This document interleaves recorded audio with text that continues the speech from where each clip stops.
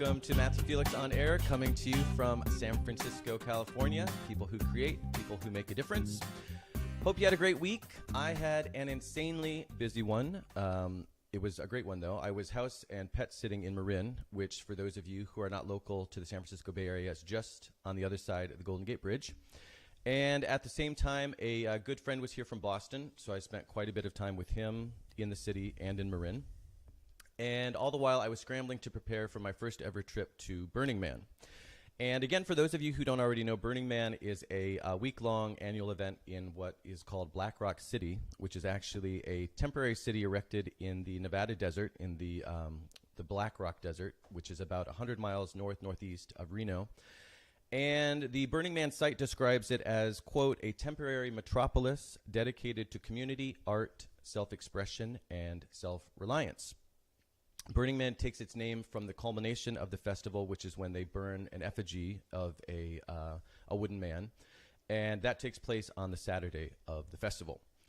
It was first held in 1986 here in San Francisco on the beach. There were about 35 people, and it was just a small function organized by Larry Harvey and Jerry James, who built the first man, and it's been held annually ever since. Like I said, that first year they had 35 people. Last year they had 70,000 people. So obviously the event has grown exponentially over the years. And, a few people have asked me, what do you do? You do a lot of different things. So obviously it's a celebration of art. It's a celebration of music. You can participate in some of the installations that are out on what's called the playa, which is basically the desert where the 60,000 people are congregated having the event. There are talks. There's a lot of people watching. People get dressed up. There's just a lot going on. And I'd wanted to go for years, and it just kind of never happened. Either I wasn't here, or I didn't plan ahead enough, or whatever. For whatever reason, it just never happened. But I also wondered, an event that goes from 35 people to 70,000 people, can it still have its spirit? Is it still something worth doing, or has it just gotten too big for itself? Well, I've had a lot of friends over the past couple of years, 2 or 3 years, who have said, they've gone for the first time and they've come back and just raved about it. And so I decided that this year I would go for the first time. So the event actually started today, but I obviously wanted to do today's show, and then I'm going to head down there tomorrow. So really looking forward to that. I am also really looking forward to today's show, but first I want to mention my upcoming shows. So there will be no show next week, but the following week is Nahid Fatahi will be on. And she's a humanitarian, a storyteller, a poet, a yogi, and a soon-to-be psychologist. But she's also an Afghani refugee who's been in the country for quite some time. And she has a lot of really interesting, really inspiring, incredible stories that she's going to be on the show to talk about. So I'm really looking forward to that. The week after that, travel writers Kimberly Lovato and Jill Robinson will be on the show, and they're going to talk about their new book, 100 Things to Do in San Francisco Before You Die. Kimberly has been on the show before, and she was actually on my first show ever with travel writing legend Don George, and we had a great time. Don, of course, has been on twice now. So I know that I haven't met Jill, but judging from past experience with Kimberly and just I know that this is actually an updated version of a book that already exists, but I'm sure we're going to have a great conversation and learn even more about what to do in San Francisco before we die, which hopefully is considerably far off.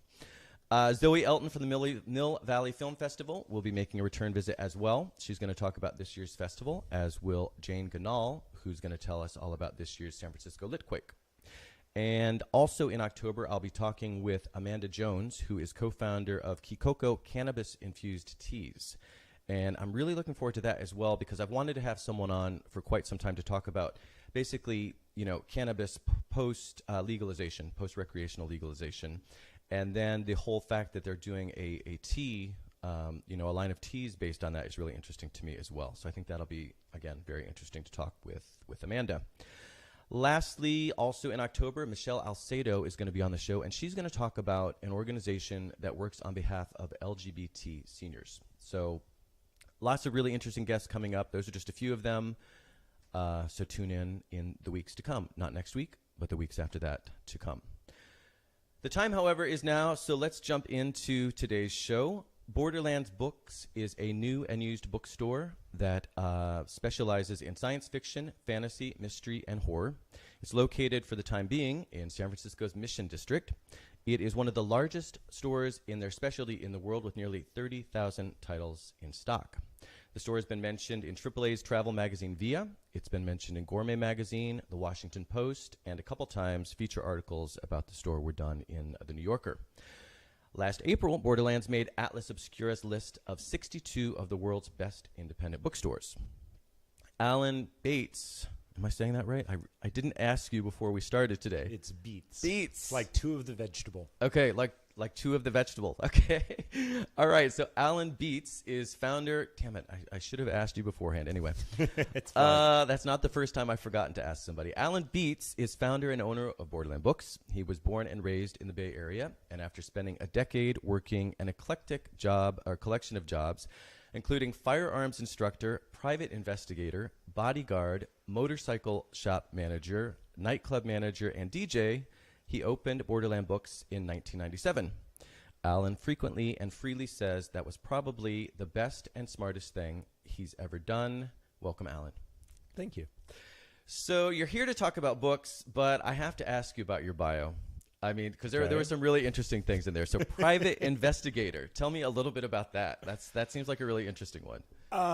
Actually, private investigations work is predominantly dreadfully boring. Oh, really? And I was working for a PI and former cop in San Jose, and I primarily did a lot of vehicle surveillance, following people around in a car. Really? And I did, however, master the capacity of driving a car, operating a camera, and a radio all at the same time, which I don't recommend. Well, it sounds pretty similar to what I'm doing right now.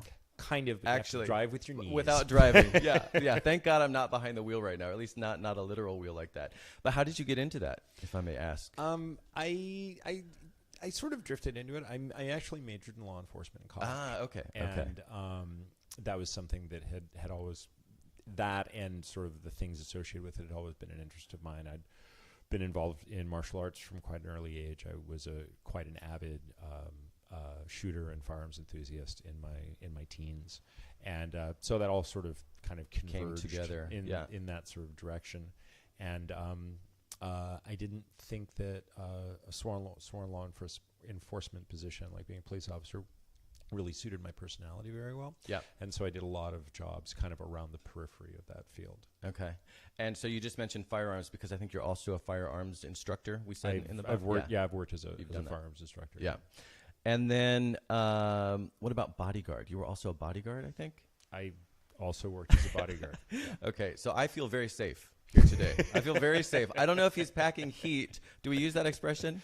One can. Yeah, I don't know if he's packing heat, but I feel really safe. Okay. Why was opening Borderlands Books possibly the best and smartest thing you've ever done? Because really it has led to the best thing that I've done in my life. I think that both for me personally, in terms of the friends that I've made, the people that I've met, I met my partner of now 19 years. Oh, wow. Congratulations. Through the bookstore. Oh, wow. So just a lot of really great stuff that's happened to me personally has been a result of opening the store. And I think that also the store has had a really positive impact on both our customers and the sort of literary community in San Francisco, and also the people who've worked with me. I just feel like it's been kind of universally a good thing. All right. And so it's a pretty great thing to do. Yeah. And we're going to talk some more about some of the specific ways in which you've been of tremendous benefit to the literary community and the community in general. But why a bookstore? Of all the things, you've done all these other things, none of which that I just mentioned really were specific to literature or books or science fiction. So how do we go from being a private investigator, studying law or law enforcement to doing a bookstore? It was sort of an interesting progression.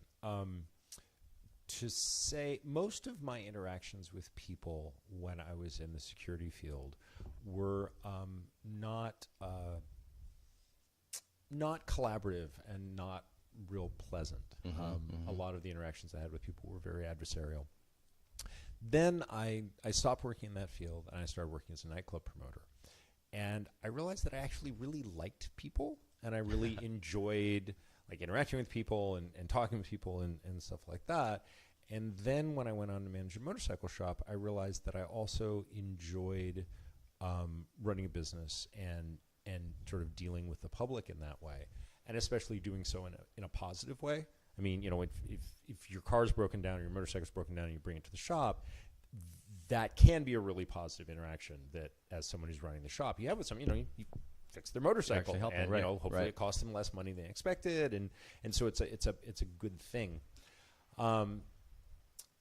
I looked back while I was feeling some dissatisfaction with that job. I looked back at a lot of my previous employments, and I realized that I had had the same sort of dissatisfactions at almost every job I'd ever done.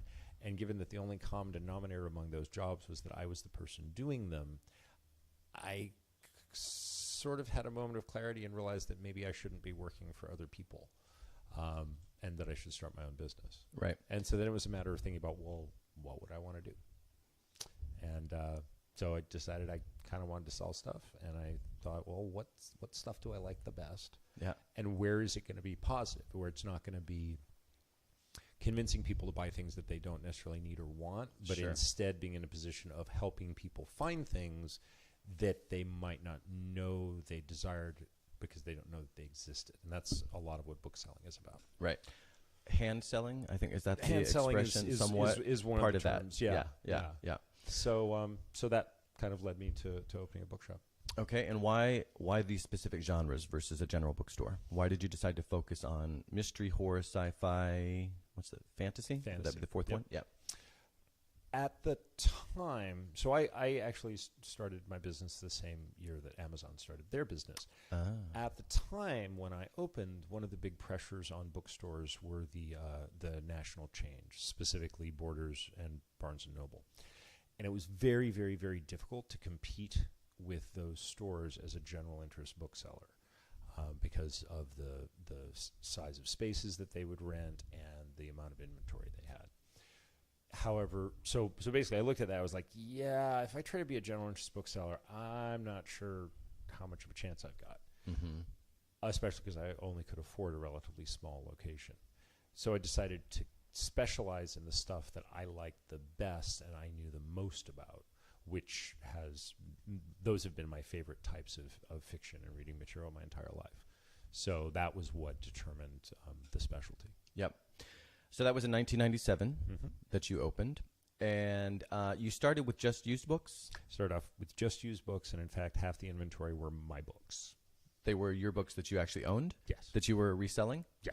Oh, that's I basically took all the books that I owned and put them on the shelves. That's interesting. So just because that was practical, or I didn't have you any didn't have the money to get additional stock, so you just thought, I've got this collection, let me just get it out there? I had very, very little money to start off. Yeah.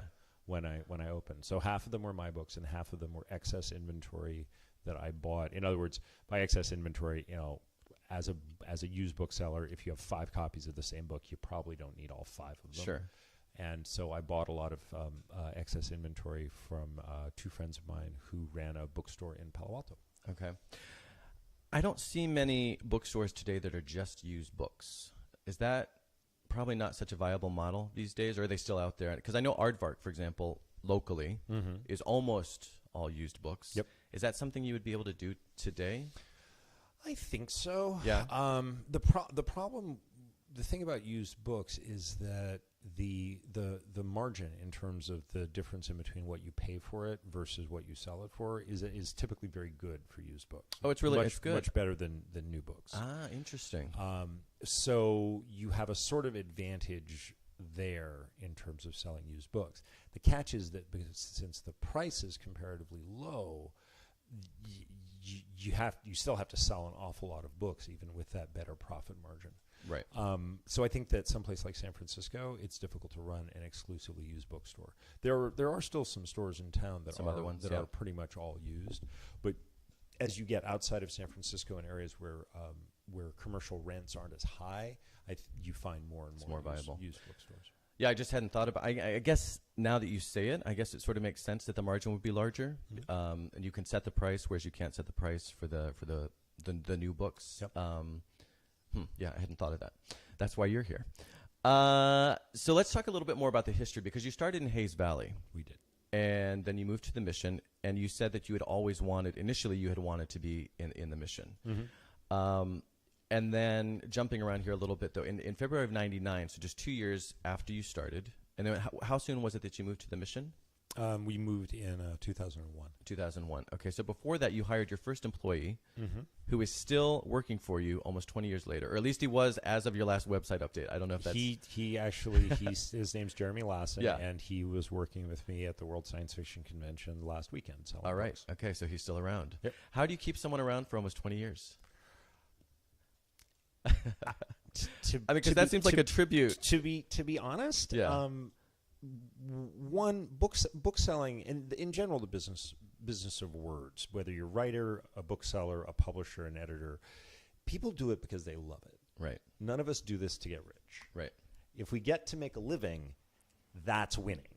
Amen. Right. Amen. So when people work in bookstores, typically they do so because they love books. So if you're doing it because you love books, why would you stop? Yeah. So that's part of it. Sure. The other part of it is that I think I'm actually a pretty good person to work for. Yeah. The pay's lousy. Yeah. But beyond that, I tend to be a pretty good person to work for, and retaining employees is not a problem that we have. Well, I think you're one of the exceptions then, because it seems like all of the stores that I go into, the cafes and things, it's just sort of a revolving door. So that must be a testimony to the love that like you said, that your employees have just for the written word, and likewise for the relationship that you have with them. A couple more questions about the store itself before we move on. So why the name? I'm always curious about the names of these places, right? Well, I'm really bad at naming things. Okay. And so I spent coming up with a lot of really awful names for a bookstore. Do you remember any of them? I know it's been 20 years, so if you don't, you're putting you on the spot. Okay, of the really awful ones that I remember, probably the worst one was Literary Lion, Lyin apostrophe. And I thought that was clever for some reason. And honestly, it escapes me why I thought that was a good idea. I'm struggling with that one. Yeah, I'm struggling with that one. So I reached a point where I was just so frustrated trying to figure out a name. And I came across Borderlands was one of the names on the list. And I started thinking about it. And I ended up settling on it because it was a nicely sort of multi-valued kind of thing. So there's three primary reasons that I chose that name. The first one is one of the earliest American writers of weird and macabre fiction was a man named William Hope Hodgson. And one of his best-known books is The House on the Borderland. Okay. Novellas more than a book. So there's that sort of classic example, because that tradition of weird tales and weird fiction, people like him and Arthur Machen and H.P. Lovecraft, that really is the foundation that grew and bifurcated into science fiction, fantasy, mystery, and horror. All of it had that original root. I mean, so there's that. There was a series of fantasy novels that I quite enjoyed in the 80s that were called the Bordertown books, and the idea of Borderlands figured prominently in those. And then the last reason is that all of the genres that we carry have always kind of existed on the borderlands of respectability and the borderlands of literature. That when it's really good, 1984 becomes a classic of literature, and when it doesn't, but very few of them actually make that mark and get, to my mind, the literary recognition that they deserve. Yep. You've gotten a couple awards. Now, it's been a while, but these are interesting enough that I had to bring them up. So, and you've probably gotten several awards, but two awards in particular that I have to mention, even though it's been a while. In 1999, Borderlands earned the honor of Best Creepy Movie Night in Hayes Valley. So, first of all, did you used to show movies? Yes, we did. Okay. We had, do you still? No, we don't. Okay. Okay. Best Creepy Movie Night. We might go back to it. Okay. But we stopped for a while. And why they chose creepy, I'm not sure. But every Thursday night, if I remember correctly. We had a big TV and just sit around and watch a movie. And, customers want to sit down and watch a movie, great. Yeah. If not, I got to sit and watch a movie which entertained the hell out of me. All right, there you go. And why they decided creepy, there were horror films, but there were also lots of science fiction and stuff like that. So They didn't go to enough of the events. that was kind of that was kind of a weird honor. Okay, well, the next one was also pretty weird. And I'm curious if it still applies, I'm wondering which one, because there's two possibilities. So well, see which one there's this a is. third one I'm going to mention later in the show okay, because it's more specific, more appropriate to a particular thing we're going to talk about. So the one I'm going to mention now, which we'll see if it's the one you're thinking of, the best place to meet a kinky space cadet and that was from the San Francisco Bay Guardian 2000. Yep. Mm-hmm. And so, first of all, how and why? Secondly, is that still the case? I have no idea why. Okay. I have no idea how. I'm not sure that ever was the case. You haven't seen any I kinky can't really space cadets that you knew of? I have seen plenty of kinky space cadets. I used to work in nightclubs in San Francisco. No, but I mean in the bookstore. But not necessarily in the right. bookstore. Perusing the shelves. Not so much so. I have no idea what. Now, back in those days, the Guardian and both the Bay Guardian and the SF Weekly did their sort of Best of San Francisco awards. They were cool. And they picked some random things to give people awards. You do wonder what they were sitting around, like the group of editors or whoever came and reporters who came up with some of those categories. That particular one about a kinky space cadet caused a number of my friends to sit me down and say, remember, there's no such thing as bad publicity. That's right. And I was like, I'm not sure that you're right. But No, I think that had to, I'm sure you were already on the map, obviously, but that only got you that much further on the map.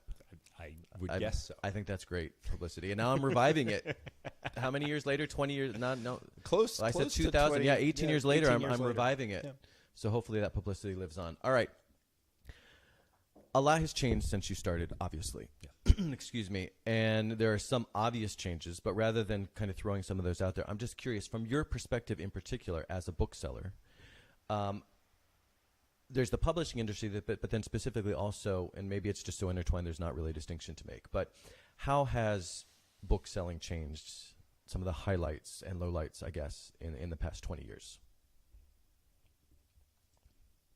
Obvious. I think it's relatively obvious. The major way that book selling has changed is the move towards e-commerce as a channel for book selling. Yep. Both in terms of Amazon and buying books online. There's some excellent non-Amazon affiliated used book markets also that exist online, and that gives an accessibility to rare and out of print books that never existed prior to that point. Mm-hmm. Then there's also the aspect of selling ebooks and essentially being able to deliver to people a book instantaneously, and for people to basically on a whim hear about a book without getting off the bus, have the book and start reading it in a matter of minutes or seconds. Right, which is still insane. Yeah.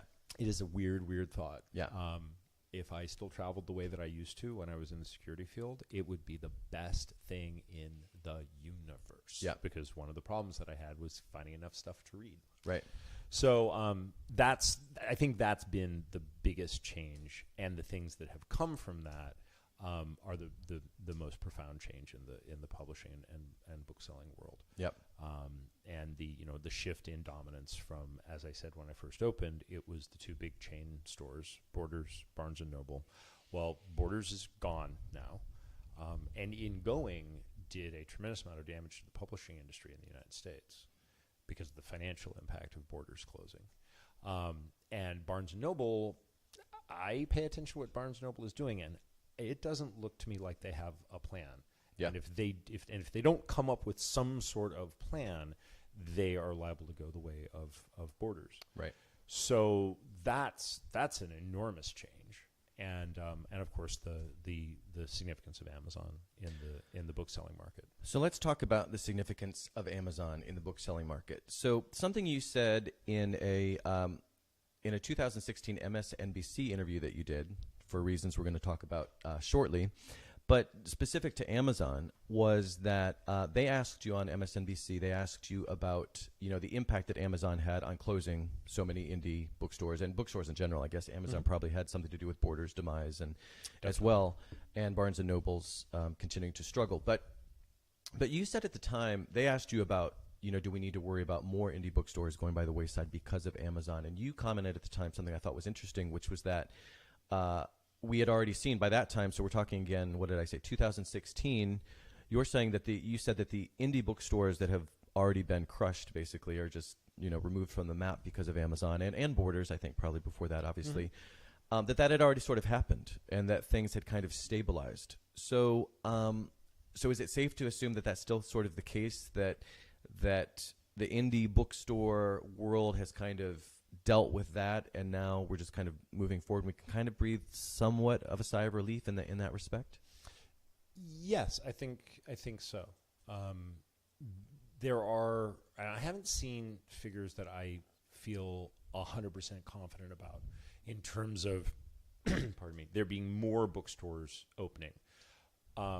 Certainly, the membership of the American Booksellers Association has increased, and the ABA is the national level booksellers organization, so sort of like a trade association. Right. The numbers of members has been going up, so that is a pretty positive sign. It's not exactly the same thing as there being more bookstores now than there were 5 years ago, but that is a pretty promising sign. The ABA says, because I got a figure from them that there has been a rise, and I know you said you weren't necessarily confident in the figures you've heard, so you've probably heard this figure, and maybe this is one that you were referring to that you're not necessarily completely comfortable with, but they said, I'm trying to find the date here. So this was a 2017 article. The ABA noted that there has been a 35% increase in the number of independent bookstore locations since 2009. Does that sound feasible to the extent that you would... Not necessarily.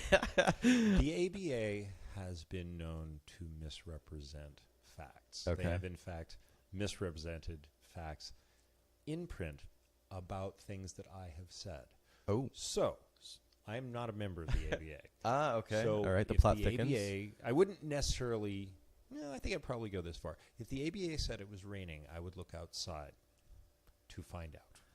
Oh. So, then saying, and the thing is that a 35% increase in independent bookstores in between, 2009 and 17. 2017. That was 17. Yep. So in an 8-year span, that seems like a very, very, very high number. Yeah. I was really surprised and encouraged. Also, I don't know, is that specifically the number of stores, the number of locations, the square footage of stores, or the income from the stores? Yeah.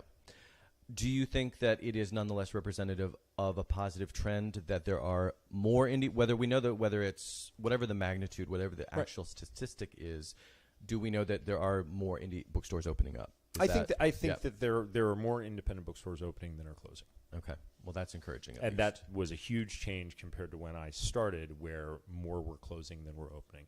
The other thing that seems very positive, it is actually possible to sell a bookstore now, whereas, say, 15 years ago, a bookstore sold for the value of its inventory. Mm-hmm. That was pretty much what a store sold for. Mm-hmm. There was no value to the actual business reputation or the customer base or anything like that. Stores sold for what the inventory cost at wholesale. Interesting. So stores now sell for more than that. Okay. And so that seems to me to be a very positive sign as well about the sort of health of independent bookstores. Right. Interesting. But before we talk more about indies, I have a couple more questions about Amazon relative to indies. Sure. Yeah. And so my first question is just sort of a really broad one. Is Amazon so big that you can just get, and I mean, I'm on Amazon, so I'm familiar with Amazon, but again, more from a perspective of a bookseller, is Amazon so big that they just have everything? Or are there niches that, for example, bookstores such as your own that focus in specific areas are able to fill that Amazon can't quite fill? Now, you did mention just a second ago there are other sites that specialize in used books that perhaps aren't offered on Amazon.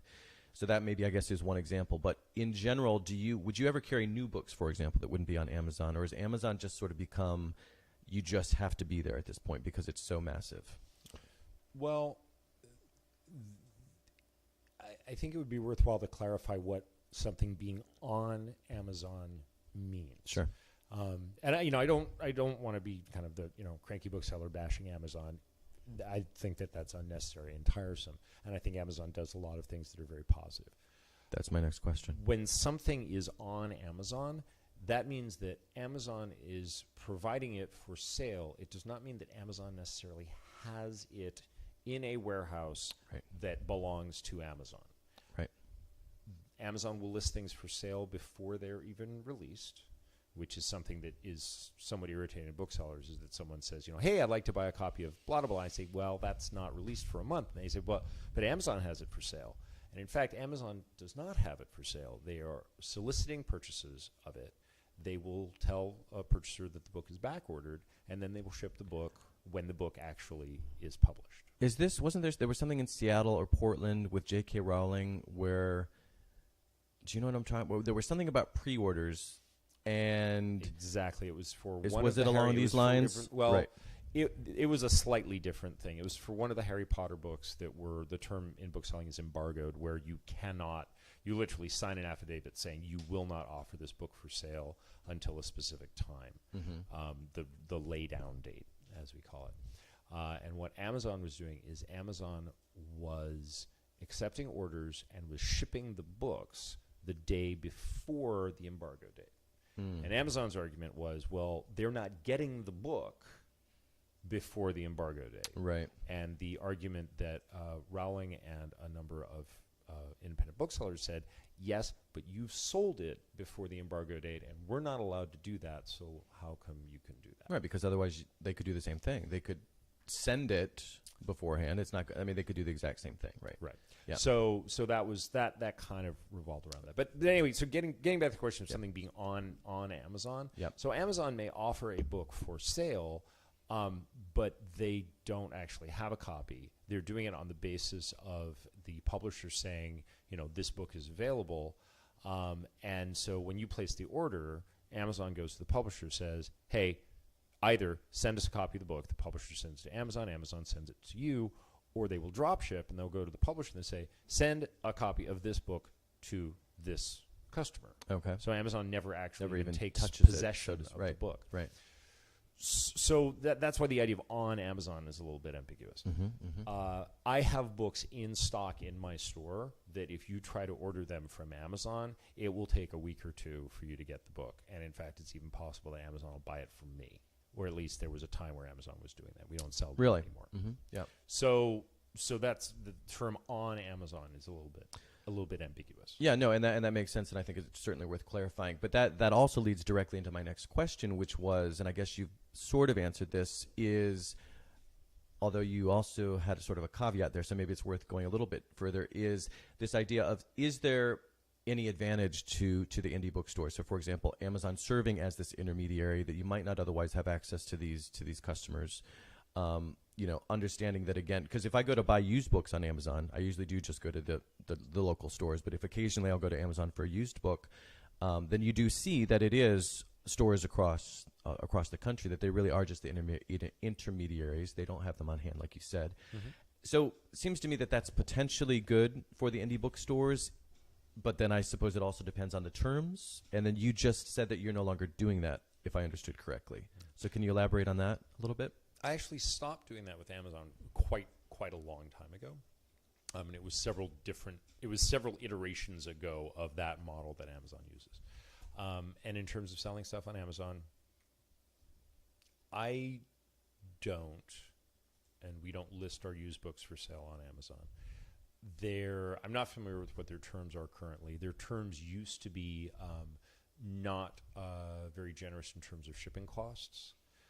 So essentially you had to mark up to be able to make a reasonable margin on the book, you actually had to mark up the price of the book to offset the fact that Amazon was only giving you a relatively small sum to cover the cost of shipping the book.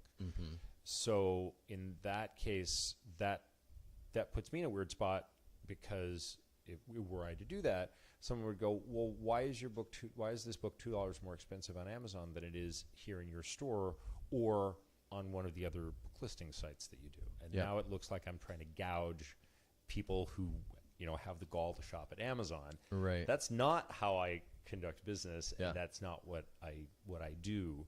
So, that's not a real beneficial kind of thing. So basically, once you have enough of a following for the store, then you have enough people who are already checking out the site and things, and so you can get away without having to rely on Amazon to bring you those customers. Well, and I've never relied on Amazon to bring me customers. Relying again is probably the wrong word too, but as for another Amazon way through which people create, might to generate sales, those opportunities. Yeah. Right. Yeah. What about, and this is the last Amazon question, but I think this is also an interesting one. What about Amazon opening brick and mortar stores? What are your thoughts on that? There we go. See that? Clearly, it is a good question, given your initial reaction. Oh, bless them. That's kind of my first reaction. Yeah. The thing about Amazon opening brick and mortar stores, and this is, so I said earlier, I don't want to just be bashing Amazon. Right. But I actually have a very, very specific complaint with Amazon. Okay. Which is that based on a lot of things they have done in their business practices, both their dealings with authors, their dealings with publishers, and I don't want to spend a whole bunch of time going into detail about that.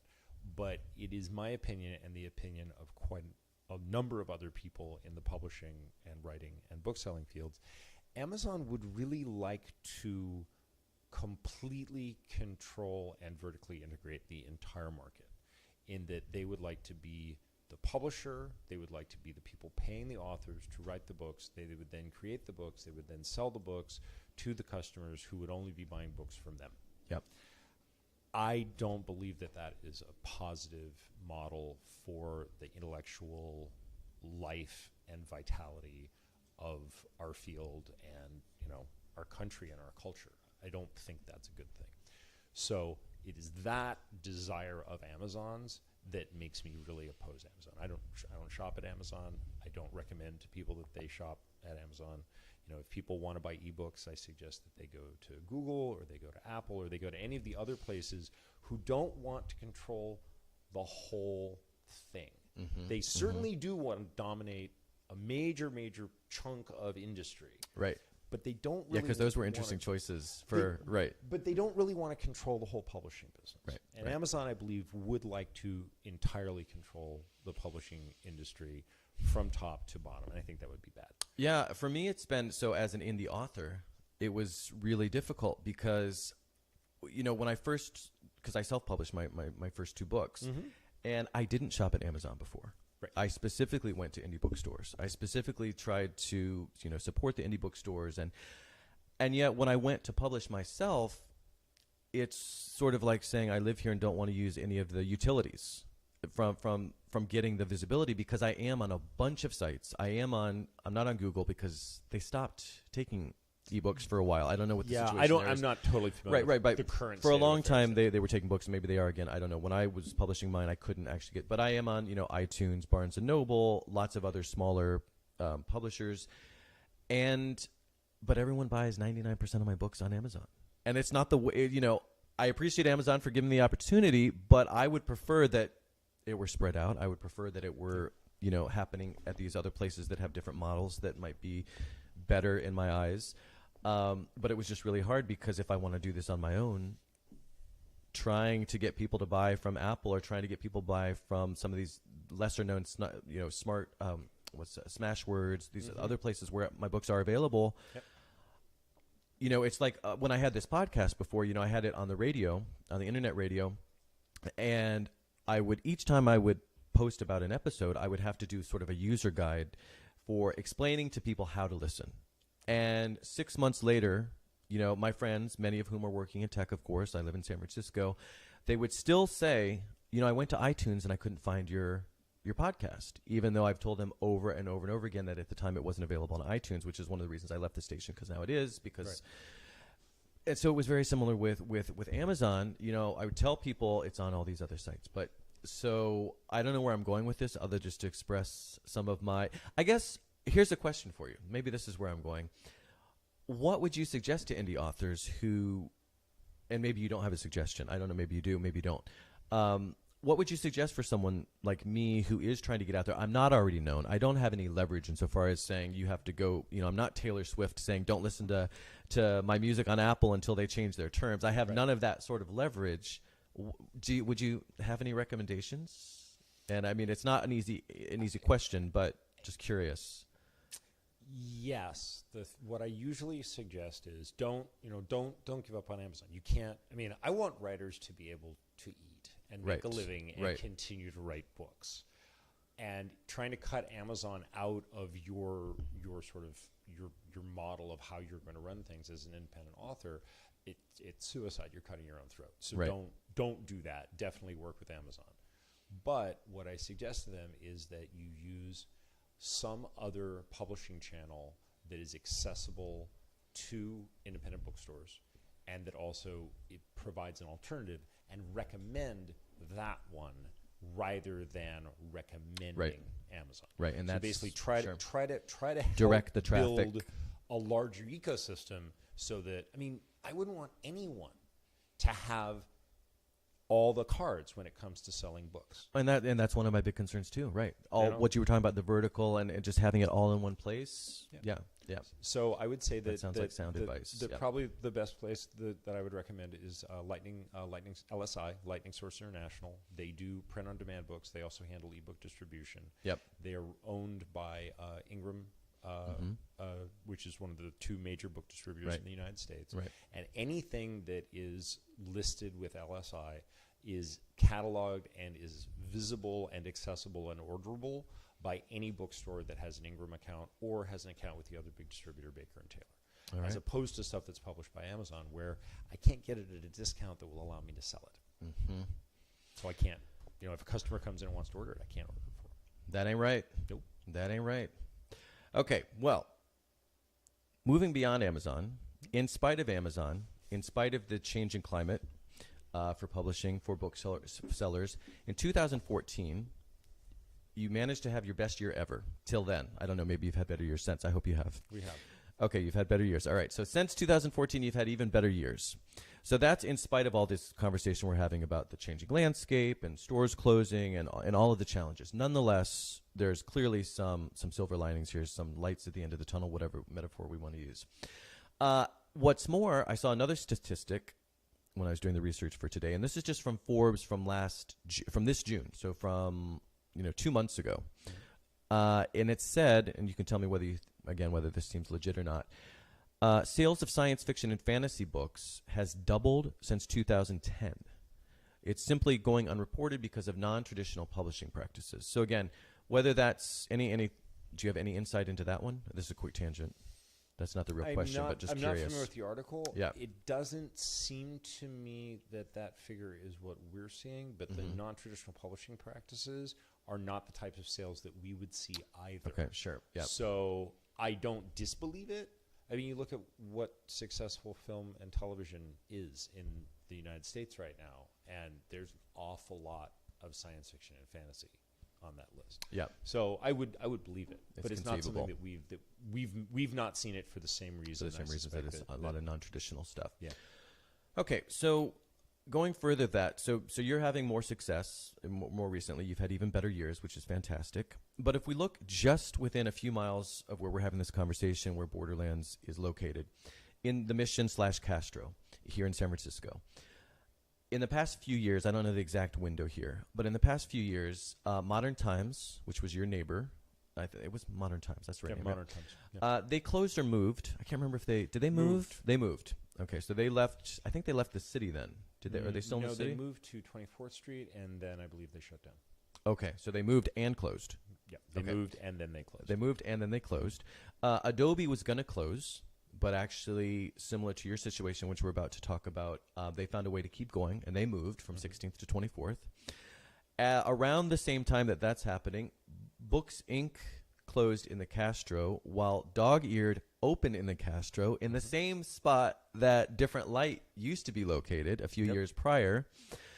So, given all that, we've got at the same time we have indie bookstores closing, we have indie bookstores opening. So, how would you characterize then the current climate? Because as not being a retailer myself, not having the inside perspective there and trying to look at it from the outside, it's really not clear, other than the statistic that I just read a second ago that seems to suggest that there are more indie bookstores. At least around here, we've got some closing, got some opening, even in the same space. So any thoughts on just the general climate, at least maybe here, and then the broader climate?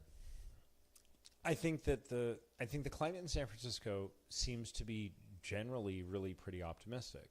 But the two big pressures on bookstores are, of course, rents and wages. And those in San Francisco, those things are both very high in San Francisco and are reaching peaks that they have never been at ever before. Yep. So I am sort of cautiously optimistic, but it's because a lot of the stores that are around are the ones who manage to survive everything else. And right. So they're kind of they've worked out any number of different strategies to be able to continue to function. But I wouldn't relax. Yeah. Not in San Francisco. Yeah. So what are some of the, again, we're going to talk about your program and what happened in February of 2015 momentarily, but at a higher level and more general level perhaps, what are some of the keys to success for a store today? How does a store survive in this climate? What are the elements that say some of these stores that are opening and even expanding have that some that are closing perhaps don't? And I'm not thinking of specifics, just in general, are there certain characteristics that you would call out? It may seem very obvious, but you have to be good at your job. And okay. your job in bookselling, your job is to have the right books in, be able to recommend and identify books and help people find the books that they're looking for. And you got to really treat your customers well. Mm-hmm. You got to be nice to them. And you got to be, you can't be the sort of old idea of the kind of the curmudgeonly bookseller sitting at the back of the shop and, it's like, it's over there. Those stores are almost all gone because you can't survive and treat your customers that way. So basically all the things that you need to do a good job in any business are the same things that applies to this. Yeah. What about, something I saw in your mission statement, some of the things that I saw in articles reading, preparing for today, talk about the importance of the bookstore as part of the community, as actually serving as a community space. I mean, you have in your, I don't have it here easily accessible, but, Borderlands is more than just a place to buy books. It's an important cultural destination. Here we go. This was from your mission. Quote, "This store will be a social and professional center for readers, writers, publishers, reviewers, artists, and other individuals. The business will actively support both the professional and artistic community."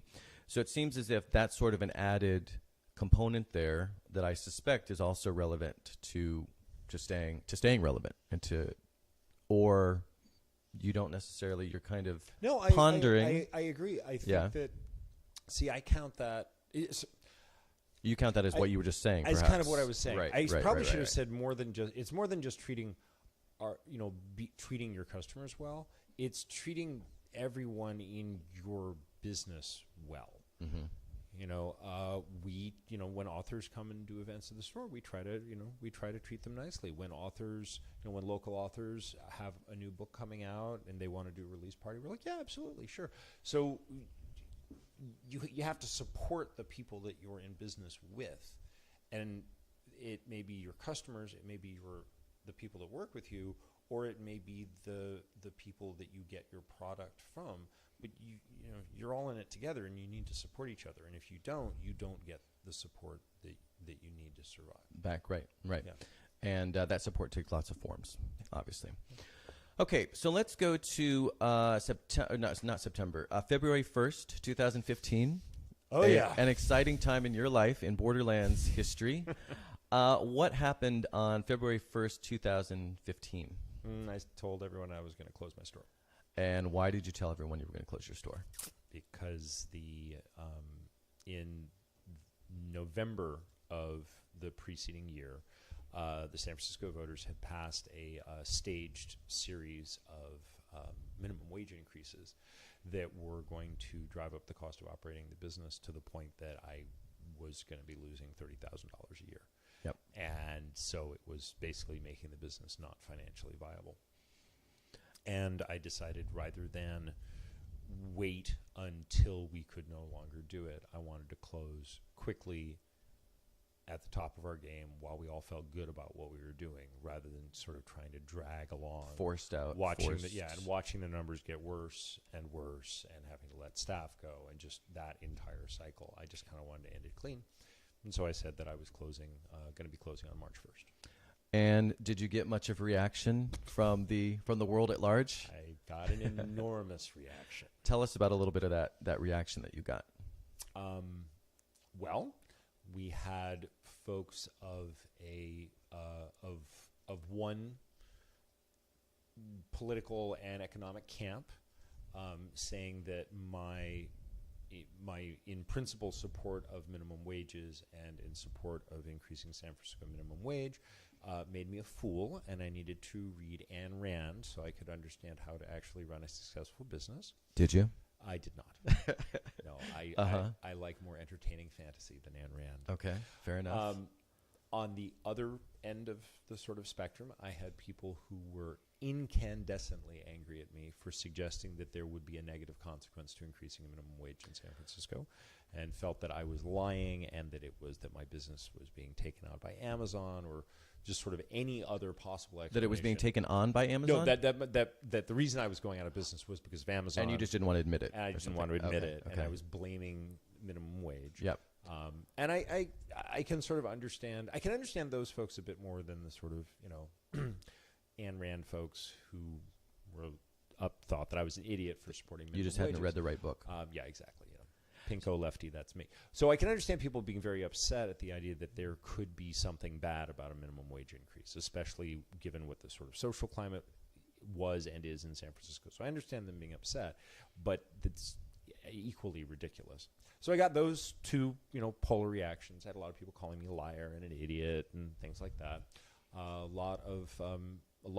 variety of news agencies got in touch with me and asked me to both do interviews on TV and do print interviews and things like that. And so that was weird. All of it very, very weird. And but the biggest reaction that I got was from my customers, who just were walking into the store in tears, saying, "You can't close." Really, in tears. Yes, that's awesome. I mean, I'm sorry for them, but that's awesome. The passion and the that emotion that they felt, the love that they felt for the store. That reaction, it really made me feel touched. Customers coming in saying, "Oh my God, I realized I should point something out."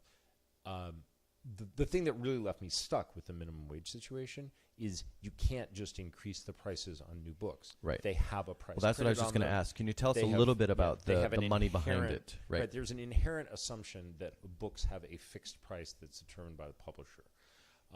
I also run a cafe. The cafe, I have not had to do anything particular to deal with the minimum wage other than just increase our prices, because I can adjust the prices of a cup of coffee to cover the wage increases, just the way every other cafe in San Francisco, everyone that stayed in business, is doing. Because when wages go from $10.75 to $15 an hour in a period of 4 years, you have to increase your prices. That's not inconsequential. Right. So, but you can't do that with books. You can't do that. I mean, we already have downward price pressures because of companies like Amazon and Barnes & Noble, and Barnes & Noble and Borders were the people who set that standard of discounting best-selling titles and things like that. Mm-hmm. So we couldn't increase the prices on our books, so we were sort of stuck. So I had folks coming in and saying that they voted for the minimum wage increase and they never even thought that it would mean that we were going to close, and how they felt really bad. And I was like, don't feel bad. And may I jump in really quickly here, though, with the actual sort of math? So this is from, you were interviewed twice for The New Yorker relative to this specific event or happening. And this is a quote from that article. Payroll was the biggest expense last year. It made up 42% of expenses, which most people probably wouldn't realize that would represent that big a percentage of your operating costs, followed by rent, which amounted to 22%. And, of course, most people in San Francisco would probably assume that your rent is the biggest challenge, since so many people are forced out of their spaces because of the rent. But for you, 42% was and or is for payroll. Remaining expenses were minimal, each amounting to 6% or less. This is typical for an independent bookstore, and it means that wage increases have a disproportionate influence on overall expenses. So because in some of your interviews, the people interviewing you didn't necessarily get that math. So I think that's really important so that people see, a few bucks an hour when it's actually 42% of your operating cost that we're talking about is actually much more significant than it might sound otherwise. Right. And the increase isn't just, and again, to give the increase as a couple bucks an hour isn't really accurate. Mm-hmm. We're talking of an increase of close to 50%. Right. In the thing that represents 42% of our expenses. So it adds up very quickly. That's a lot of money. Yeah. So Fox News calls, MSNBC calls, The New Yorker called twice at least. Really bizarre time. But why do you think it got the national attention? Was it because of this? Was it really about the minimum wage issue? Was that really, or was there more going on here? I think it actually was more about them. I mean, it had, the sort of, Bookstores in trouble has been a news point for a while in varying degrees. Right. So, and people feel good about, bookstores aren't a terribly controversial sort of business. I mean, there aren't really people who are like, bookstores are lousy. You don't want to have one in your neighborhood. Right. The kids not in my backyard. Read.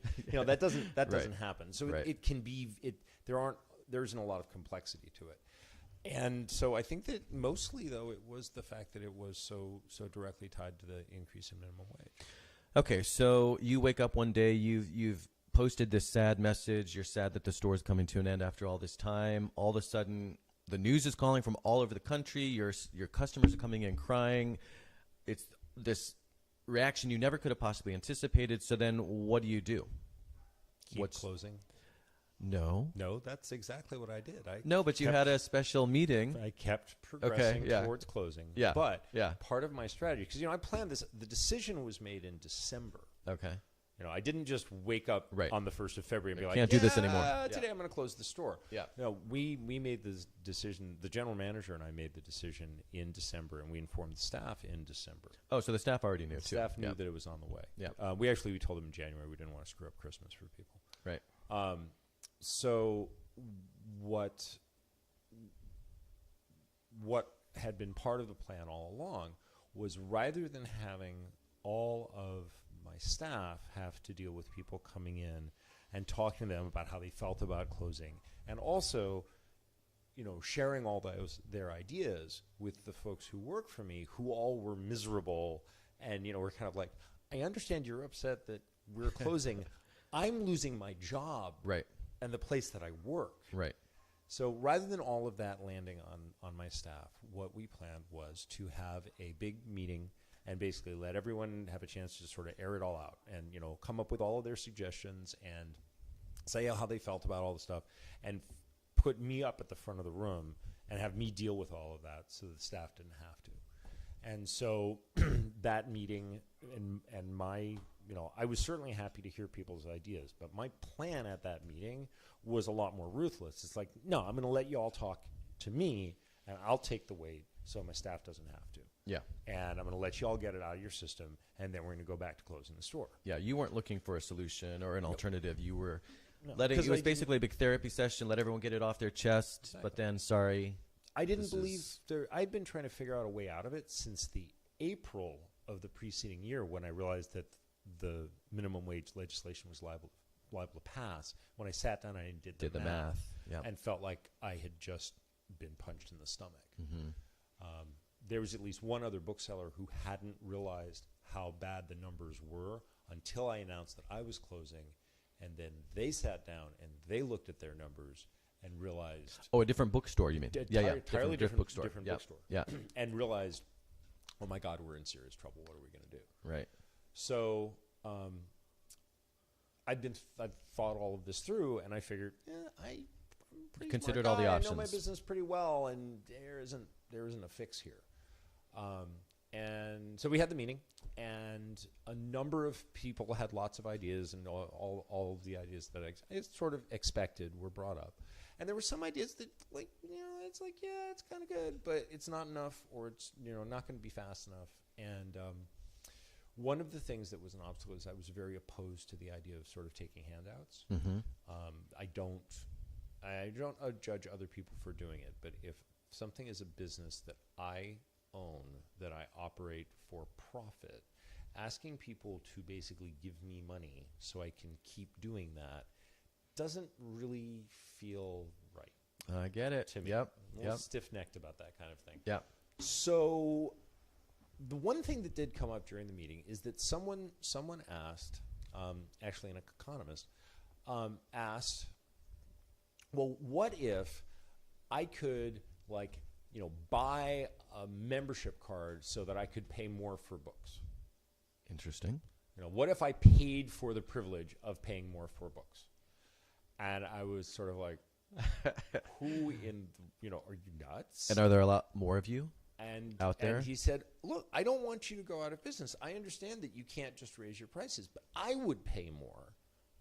And I think maybe there's other people who would pay more. And so I said, okay, well, how many of you here would do what this guy's suggesting? Right. Like half the people raised their hands. And I went, okay, I think you're all nuts, but I'm okay with this. So we finished the meeting. There was no conclusion. It was thank you all for coming. We appreciate talking about it. But the wheels are spinning. But, we're done. Yeah. And so then we went back to continuing to close the store. And it was about 2 days later that I and Jude Feldman, the general manager, a couple other staff people, one of whom I think was Jeremy, we were working the shelves because we were selling so many books. The shelves were emptying out. And we had to bring things and rearrange things, right, and stuff like that. And we got kind of talking about the meeting, and I don't really know who came up with the idea. I don't think it was like one person who came up with the idea of, hey, let's do this. But during the course of that conversation, us chatting, we came up with the idea of what if we offered some kind of membership, sponsorship, something for a pretty nominal sum. And, if we got enough people, and let's say it was $100, we're going to be 30 grand in the hole. Let's see if 300 people will sign up and do it. And if they will, we'll stay open for a year. But they'll have to do it every year because that's the other thing is it has to be a sustainable. I mean, I've seen stores who needed money do like a one-time fundraiser, and it can work very well, but people don't have the stamina to keep doing that. Yep. And so then we went out and had quite a few beers at the 500 Club on Guerrero and 17 and batted the idea around some more and came up with the idea. And one of my things was we have to do something to make it fair. Otherwise, otherwise it's just a handout. And it's not like we're really going to sell something because that's not really what it's about either. But I have to feel like people get value for what they've done beyond just the store stays open. Because otherwise it feels like a handout. I don't want to do that. Yep. So we came up with a bunch of ideas about what sort of benefits we could give people, and we announced this sponsorship program. And I basically announced it. So, okay, well, if 300 people, we're going to continue closing, but if 300 people are willing to do this before March 1st, which was our deadline. And how long was that? We'll stay open. Where were we at that point? Like 2 weeks out. 2 weeks out. Maybe 3 weeks. Yeah. Somewhere around there. But the clock was ticking. The clock was ticking. And I said, I don't know if this is going to work, but let's give it a try. And we had the phone rang off the hook for the rest of the day. People were driving down and banging on the doors after we were closed. We had 300 sponsors in like 40 hours. And we ended up having in total over 900 sponsors. Really? Just the first year? First year. In days? Yes. And how did you get the word out? Was the word you just posted on your website? Just posted on our website. And that's all it took? That was it. Okay. So were you sort of shocked? I was absolutely flabbergasted. I didn't even think it would necessarily work. Yeah. I thought it might work. Yeah. I was not expecting the magnitude of the reaction. Yeah. And it really changed my attitude to my business. It changed my attitude and ideas about what we had been doing all these years. And it really caused a complete left turn in terms of So tell me a little bit about that, about how it changed what you realized you'd been doing all these years. I thought that I had been doing a pretty good job. Yeah. Taking care of people and, being honest and being fair and, all the kind of stuff that you're supposed to do. I didn't think that I had been doing anything that was going to create this kind of loyalty and this sort of passion that people felt. And so I sort of stopped and went, God, what did I do? And we started. But that must have felt really good. Oh, it was great. Yeah. It was great. It was also really traumatic. Why was it traumatic? Well, anytime you have to really, everyone's familiar of having the experience of discovering that you or your life isn't what you thought it was, but normally it's in a negative way. Right. When it's a positive way, it's just as challenging. Interesting. Because you still are having your view of yourself and your world, upended or whatever. Right. Right. It's in a positive way, but it's still pretty challenging. Yeah. Do you feel almost more responsibility now as a result of that? Because now you realize you've created this thing that means even more than you realized. This used to just be my thing. It was my business. I owned it. I ran it. I started it, and I could kind of do with it whatever I wanted. And so you thought. Feel that, yeah, exactly. And I didn't. And under those terms, I had not. I have a bunch of obligations. My employees, my customers, my vendors. I'm not just going to close up shop one day and run away with the payroll and not pay the bills. But within a pretty short list of obligations, I got to do anything I wanted. Yeah. I don't entirely feel that way. Yeah. Because it's not just my business. Yeah. Yeah. So that was 2015. We're now in 2018. Do the sponsorships, is that happen at the beginning, like January of each year? Yes. Safe to assume. So now you've done it 3 times. So we've done it 15, 16, 17. Oh, no, 4 times. 4 times. I'm not very good at the math. We've done it That's 4 why I write and don't do that. Yeah. So 4 times. So it continues to work. Are you sort of, if you got 900 the first time, but then there's also maybe more of a desperation because you're telling people you're closing. There was exactly the sort of sharp drop off. Right. The second year that I expected, but it still only dropped off to 500s. So it still was plenty. And you only need 300. You need 300. Yep. And then the third and fourth years, the numbers have been higher each year. So actually the numbers are going up. Yeah, yeah. So interesting. Congratulations. Fascinating. What is also going up is a new building. Yes. So how do we go from, so this is really exciting, but I'm really curious at the same time, how do we go from a few years ago, we're going to close, getting the sponsors, to now we've got a new building. So how is where did that come from? And how is that happening? That sounds major, obviously. Well, as I said, the sponsorship program caused me to sort of reframe how I looked at what I did and the business and so forth. Right. So if people were going to go to these lengths to allow Borderlands to continue to operate, I felt that it became my responsibility to keep trying to figure out ways for Borderlands to keep operating. Sure. Beyond the point that I had planned. Yep. My plan had been, because it was obvious what was happening with rents and everything else in San Francisco. And the Mission in particular. And Mission District in particular. But just in general. In general. Yeah. Rents are very high. And so my sort of operating plan was that we would continue to operate the bookstore in its current location until our current lease expired. So this is prior to the sponsorship, prior to figuring out, we're going to have to close. My sort of arc and plan was, keep at the current location until the lease that we had at the time ran out. And so that lease is set to expire in 2021.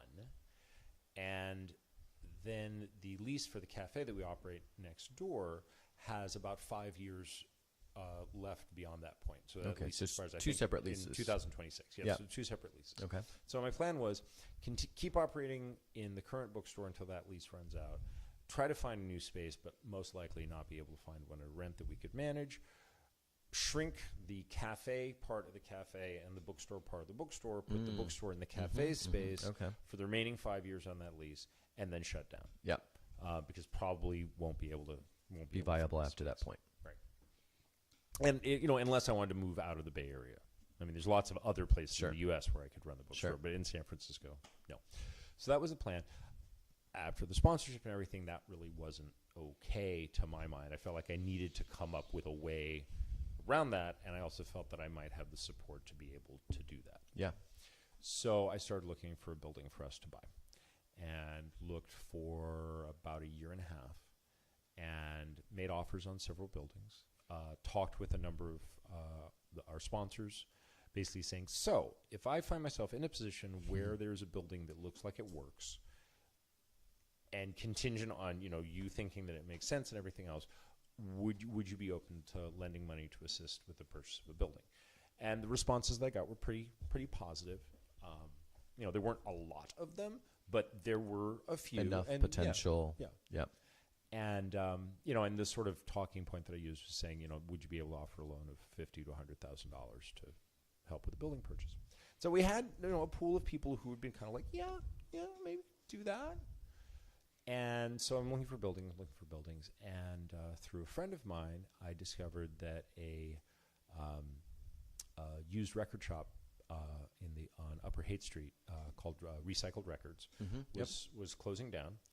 The owner decided to retire, and he was donating an awful lot of his records to the Internet Archive, and that was where I heard about it because I have associations with IA, and that he also was going to be selling the building.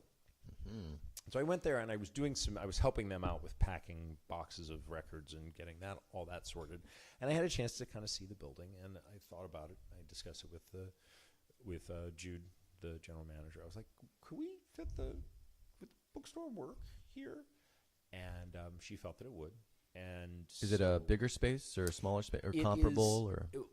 Our current location is 2,000 square feet, of which 1,600 square feet is actual, sales floor, and then there's an office and a storeroom. Oh, okay, yeah. The new place is 1,400 square feet, but we can put the office and storeroom space in the basement, and so we'll actually only be losing about 200 square feet. Okay, of space. all right, so pretty So good. it'll be very, very equivalent. Comparable, yeah. So I talked with Jude and was like, could we do this? And she was like, yeah, I think so. I was like, should we do this? She was like, yeah, I think so. Yeah. So we made an offer on the building, which was accepted. And then I borrowed the entire purchase price of the building from our customers. Wow. A total of 50 lenders. Oh, my gosh. Lending amounts from as low as $10,000 to as much as $150,000. Wow. 50 lenders. Yes. That's incredible. I mean, this is a whole other angle here is your organizational abilities. I mean, to keep track of all that and negotiate that with 50 different people and in 11 days.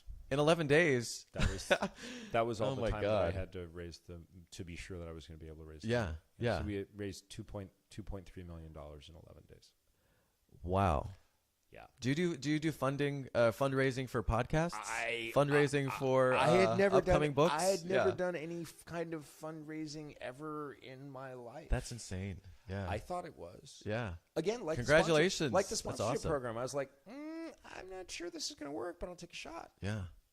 But again, it speaks to, I mean, this store obviously means a lot to a lot of people. Yeah. That's incredible. Okay. We are running out of time. I want to let's see. Quick question, though, I guess. So do you have a timeline for people who are, because I know these construction projects always take longer than expected. You had mentioned on one of the blog posts that I read before today's show that August at one point was a target. Yeah, that's so not happening. Yeah. I've done enough projects like this that I actually think that most of the time deadlines and projected opening dates are mostly kind of BS. Yeah. Yeah. And at this point it's become very clear that the job is not necessarily a lot harder, but it is larger, and there are details that I did not anticipate when we bought the building. Again, nothing disastrous, more a matter of looking at things and going, okay, we're here, the wall's open, that's not really right, this is a really good time to fix it, and if we don't fix it now, it's going to be a lot messier later. It's going to be a lot messier and a lot more trouble, so why don't we get that fixed now? Right. And that's produced a fair amount of creep in terms of the magnitude of the job. Yeah. So at this point, I am candidly and enthusiastically telling people that I have no idea whatsoever when we're going to. But you know it's happening. I know it's happening. And it's happening in the future. Yeah, it is happening. Hopefully a future that's within sight. Hopefully But- so. Okay, but we don't know. One last question that I just realized I skipped and I'm curious about, even though we are out of time a few minutes ago. Do you, because you had always, quote unquote, before when you were in Hayes Valley, or when you decided to open the bookstore, you'd wanted to be in the Mission. Yeah. You started in Hayes Valley, you were able to move to the Mission, sort of realize that goal or that desire. Now you've been there 20 years. Do you have any sort of feelings about leaving that neighborhood, going to the Haight? Or is it just, okay, well, no, I've been there, done that. I'm just moving on to the next phase. Is there any emotional attachment, any thoughts, feelings on that?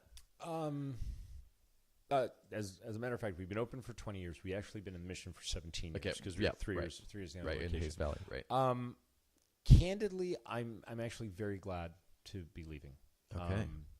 The Mission has changed really dramatically in the time that we've been there, and very dramatically in the last 4 or 5 years.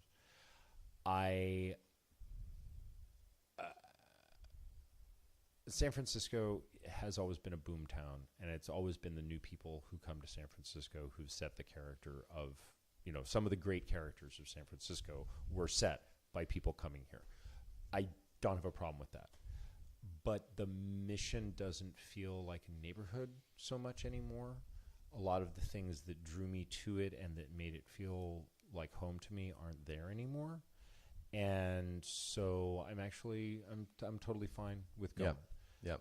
Whereas Haight Street, the same breakfast place that I have been going to on Haight Street, the Pork Store Cafe, still there, still serving incredibly good blueberry pancakes. And Although there is one of those on 16th 1990. in the Mission. Yes, there is. But that's the same one. That's the same one that I've been going to since. I get it. And I live in the Mission, so I'm very aware, as you know, of the changes to which you're referring. So yeah. So I'm very excited. I'm very excited to move to Haight Street. It feels a lot more like a neighborhood, and it feels it's also a lot more human scale. I hadn't realized until I started spending time there. I hadn't realized just how wide Valencia Street and Mission Streets are, and how sort of tall the buildings, and it feels sort of exposed and kind of. I know what you're talking about. Yeah, especially Mission, but yeah, especially somewhat Mission, Valencia. But Valencia compared to Haight, compared to like Haight Street, right? And so I really like that feeling of just being sort of more compact and like littler. Yeah, that's how I feel when I go to New York City, and that's how I always describe it to my friends who just love New York City, and I certainly appreciate New York City. I'm happy to go there, and I enjoy it when I'm there.